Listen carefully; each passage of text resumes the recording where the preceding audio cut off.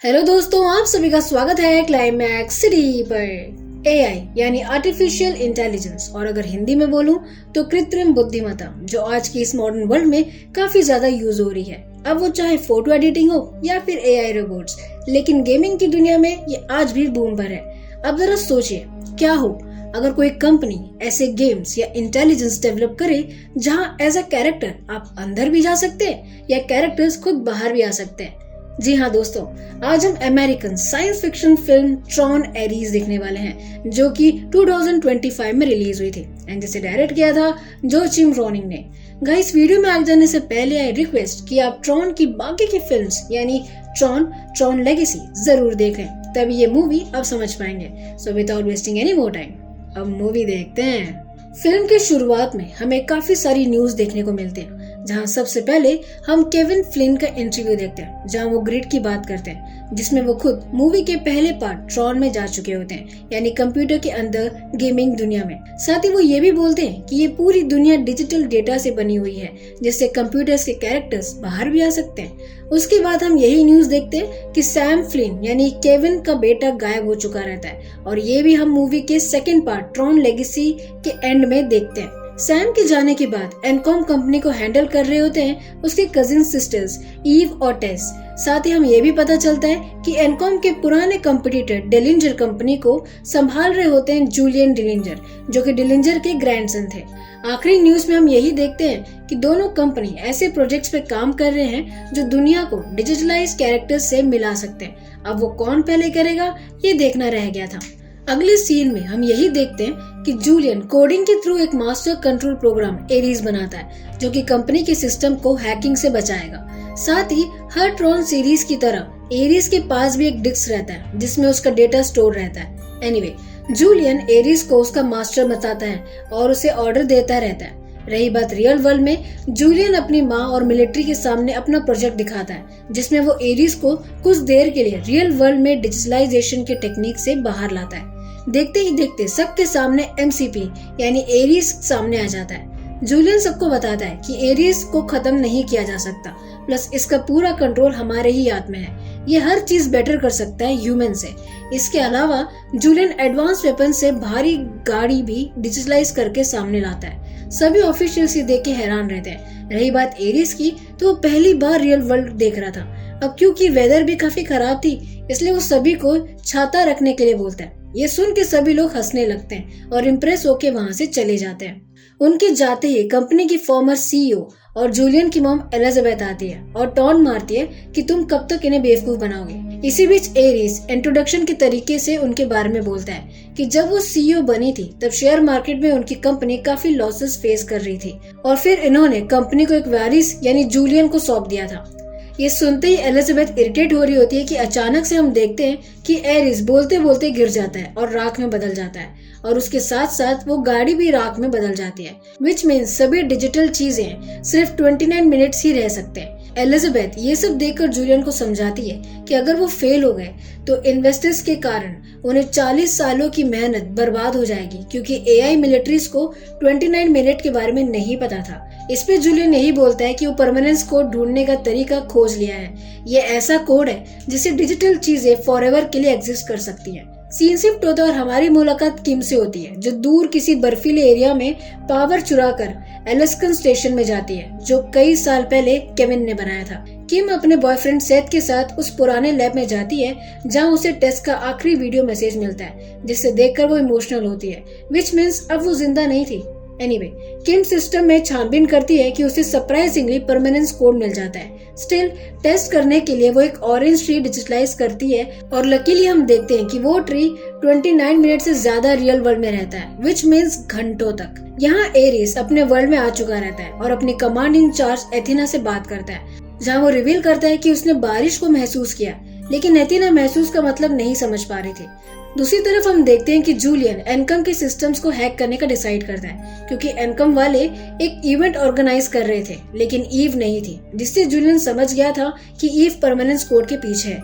Elizabeth के मना करने के बावजूद भी जूलियन हैक करता है, जहां हम देखते हैं कि एनकॉम के डिजिटल वर्ल्ड में एरीज और उसकी टीम सिस्टम के मेमोरी में घुसते हैं। उनके घुसते ही रियल वर्ल्ड में एनकॉम के सिस्टम में अलर्ट का मैसेज आने लगता है। अलर्ट मैसेज देख के गार्ड जो सिस्टम का ध्यान दे रहा था वो तुरंत ऑफिशियल्स को इन्फॉर्म कर देता है।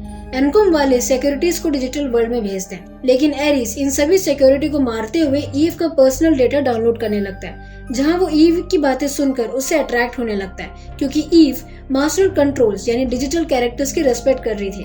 यहाँ ईव का कलीग अजय इवेंट हैंडल कर रहा होता है कि अचानक स्क्रीन बंद हो जाता है और अजय को गार्ड इन्फॉर्म करता है कि सिस्टम हैक हो गया है। दूसरी तरफ जूलियन देखता है कि कुछ इश्यूज हो रहा है। चेक करने पर उसे पता चलता है कि एक प्रोग्राम में एरर हो गया, इसलिए वो एरिस को ऑर्डर देता है कि उसे मारकर वो सभी वहाँ से निकले। लेकिन एरिस सरप्राइजिंगली उस प्रोग्राम यानी उसके गार्ड को बचाने की कोशिश करता है, बट जूलियन उस प्रोग्राम को डिलीट कर देता है और वहाँ धमाका करते हुए एरिस और बाकी सबको निकाल देता है। दूसरी तरफ एरिस वापस अपने वर्ल्ड में आने के बाद जूलियन से क्वेश्चन पूछता है कि आखिर उसने उनके एक गार्ड को क्यों डिलीट किया। जूलियन के लिए ये बात बहुत अजीब थी, क्योंकि एरिस एक कंप्यूटर सिस्टम था, उसे क्यों फर्क पड़ रहा है। स्टिल जूलियन उसे ऑर्डर देता है कि वो ये सब बातों में ध्यान ना दे और ईव के डेटा जो उसने निकाला था उसके थ्रू ईव किम का लोकेशन ढूंढने बोलता है। जूलियन की बात सुनकर एरिस ईव का डेटा छानबीन करता है, जहाँ में पता चलता है कि दरअसल टेस कैंसर की वजह से मरी थी, जिससे ईव काफी दुखी रहती है। सरप्राइजिंगली एरिस उसे समझने की कोशिश करने लगता है। एनीवे, कुछ देर के बाद एरिस को ईव का लोकेशन और डिजिटल लाइफ ट्री का पता चल जाता है, जो पिछले 4 घंटों से खड़ा हुआ था। जूलियन को ये बात पता चलते ही वो एरिस और एथिना को रियल वर्ल्ड में बाहर लाता है और उन्हें 29 मिनट्स में ईव को लेके आने बोलता है। अगले सीन में हम देखते हैं कि अजय जूलियन को धमकी दे चुका रहता है कि वो इन्वेस्टर्स को उसके झूठ के बारे में बता देगा अगर वो हैकिंग दोबारा करेगा तो, लेकिन जूलियन उसकी बात नहीं मानता। इसलिए अजय ईव से बात करता है, जहां ईव को पता चल जाता है कि जूलियन उसके पीछे है, इसलिए वो सेथ को ध्यान रखने बोलती है और परमानेंस कोड लेके वहां से चली जाती है। और इसी के साथ हम चेजिंग सीन देखते हैं, जहां एथिना ईव के पीछा कर रही होती है। ईव एथिना को पार्किंग एरिया में लेके जाती है और स्मार्टली अपनी गाड़ी उस पे गिरा देती है और एथिना की गाड़ी लेके वहां से भागती है। दूसरी तरफ एरिस ईव का लोकेशन पता कर लेता है और अपने बाइक का लाइट बीम ऑन कर देता है, जिससे कोई भी चीज अगर उस बीम की तरफ आई तो वो उसे 2 भागों में बांट देगा। खैर, एरिस ईव का पीछा करते हुए जा ही रहा होता है कि दोनों बाइक से गिर जाते हैं और दोनों भागने लगते हैं। अब क्योंकि जूलियन स्क्रीन में सब देख रहा होता है, इसलिए वो अपने आदमियों को भेजता है ताकि वो ईव को अपने डिजिटलाइज्ड वर्ल्ड में ट्रांसफर कर सके। ईव भागते हुए एक एंड तक पहुंच जाती है और पानी में कोड फेंक देती है। प्लस वो देखती है कि एरिस वापस डिजिटल वर्ल्ड में जाने वाला था, जिसे देखकर ईव एरिस के लिए एम्पैथी फील करने लगती है, जो एरिस को पता चल जाता है और साथ ही एथिना भी वहां आ जाती है और उसे भी ये बात समझ आ जाती है। बट इससे पहले वो कुछ कर पाते एंड जूलियन के लोग हेलीकॉप्टर से बीम गन के थ्रू ईव को उनके डिजिटल वर्ल्ड में एंटर करवा देते हैं। एलिजाबेथ जूलियन को ये सब के लिए दोष देती है, क्योंकि सपना पूरा करने के चक्कर में कंपनी का नाम डूबने वाला था। सीन शिफ्ट होता है और हम देखते हैं कि एरिस ईव का डिस्क लेकर ईव जो स्टैचू जैसी खड़ी थी उस पे लगा देता है। उस पे लगते ही ईव होश में आती है और खुद को डिलिंजर के डिजिटल वर्ल्ड में देखकर शॉक हो जाती है। अब क्योंकि ईव बोलती है कि उसने कोड डिस्ट्रॉय कर दिया है, लेकिन तभी एथिना बोलती है कि वो उसके मेमोरी से निकाल सकते हैं, लेकिन एरिस उसे रोकता है और जूलियन से पूछने का डिसाइड करता है। यहाँ रियल वर्ल्ड में जूलियन बैठा हुआ था कि उसे एरिस का मैसेज आता है, जो बोलता है कि अगर वो ईव से कोड निकालते हैं तो रियल वर्ल्ड में भी ईव मर जाएगी, क्योंकि यहाँ उसे डिलीट करना पड़ेगा।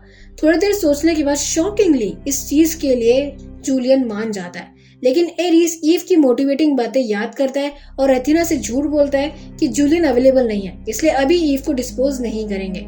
एथिना नहीं मानी थी, इसलिए वो खुद ही जूलियन से बात करती है और जूलियन उसे ईव को डिस्पोज करने बोलता है, प्लस एरिस को भी खत्म करने बोलता है।